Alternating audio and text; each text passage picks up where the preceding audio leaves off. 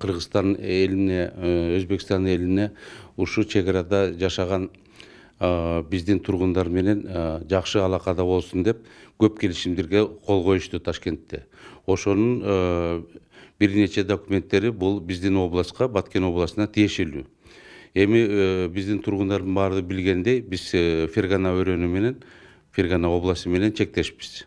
Ошон үчүн биз өзбек туугандар менен бүгүнкү күндө границалардын баардыгын мурункудай посттордун баардыгы жакшы жеңилдик менен өтүүсүн, ошолорго жана безопасность боюнча камсыз берүү боюнча көп нерселерди сүйлөшүү болду.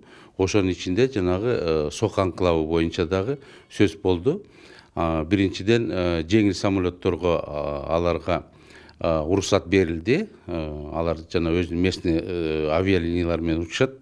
Бул биринчиден. Экинчиден жанагы бизде пандемия менен жабылып калган эки пост бар болчу, пограничный пост. Ошолорду дагы ачыш керек. Ошол боюнча сүйлөшүүлөр болду. Анткени биздин да тургундар, биз өзүбүз дагы ошону ачалы деп атабыз. Ошолорго биз келишим коюп, жана келишимдердин ичинде ушудагы эки пост бар да. Ал жеңилдетип берүүнчө. Анан кээ бир биздин тургундар коридор берди, ошондой деп туруп ызы чуу чыгарганга аракет кылышты, бирок алардын баардыгы бул туура эмес сөздөр. Анткени эч кандай коридор берилген эмес. Мурунку эле пограничный постторду жандандыруу боюнча, жеңилдик берүү боюнча эле.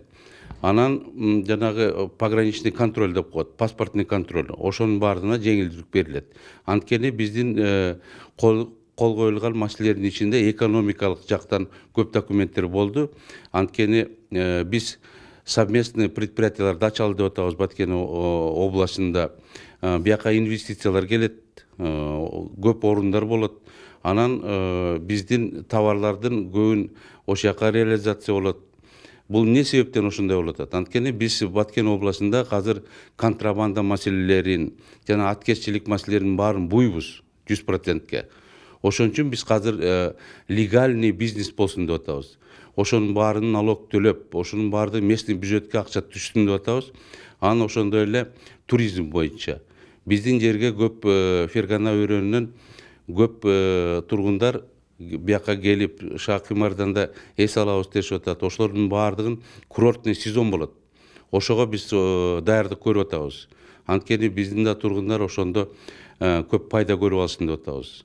Ошондой маселелердин баарын чечтик. Калгандардын баардыгы соц тармактарда айткандар бул чын эле жанагы контрабандага тиешелүүлөр бар, алып сатууду незаконно жүргүзгөндөр бар, контрабандисттер бар. Ошолордун көбү ушундай ажиотаж көрө албастык кылып атат. Анткени көп жылдан бери биздин Өзбекстан менен отношения суук болчу.